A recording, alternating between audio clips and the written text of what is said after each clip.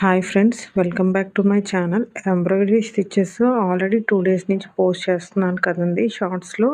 Same ఇప్పుడు ఇది కూడా చాలా సింపుల్ అండ్ ఈజీగా ఉంటుంది. అలాంటి స్టిచ్చింగే నేను కూడా ఇప్పుడు చూపిస్తున్నాను.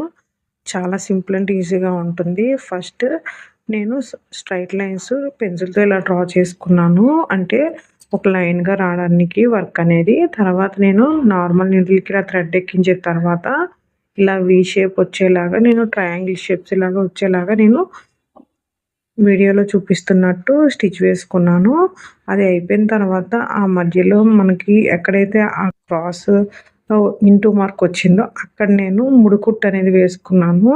అంటే నీడిల్కి టూ టూ టైమ్స్ నేను నీడిల్కి దారం చుట్టిన తర్వాత ముడుకుట్టులాగా నీడిల్ని కిందకి లాగేసాను. అంతేనండి. ఆ క్రాస్ ఇంటూ మార్క్స్ దగ్గర ముడుకుట్టు అనేది వేసుకున్నాను. తర్వాత మిగతా ఈ వి షేప్ కార్నర్ ఉంది కదా, అక్కడ నేను చిన్న పెటల్ వచ్చేలాగా నేను వేరే థ్రెడ్ యూస్ చేశాను. అంటే పింక్ కలర్ థ్రెడ్ యూస్ చేశాను. మీ దగ్గర వేరే థ్రెడ్స్ కలర్స్ ఉంటే అవి యూస్ చేసుకోవచ్చు.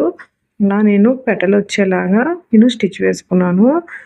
చాలా సింపుల్ అండ్ ఈజీగా ఉంటుంది. ఈజీ వర్క్ అండి.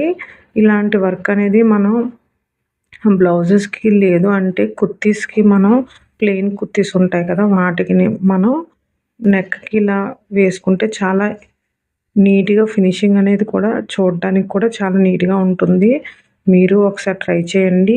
నా షార్ట్స్లో కానీ లాంగ్ వీడియోస్లో కానీ చాలా సింపుల్ అండ్ ఈజీ మెథడ్లోనే మీకు ఎంబ్రాయిడరీ స్టిచెస్ మగ్గం వర్క్ కూడా చూపిస్తున్నాను.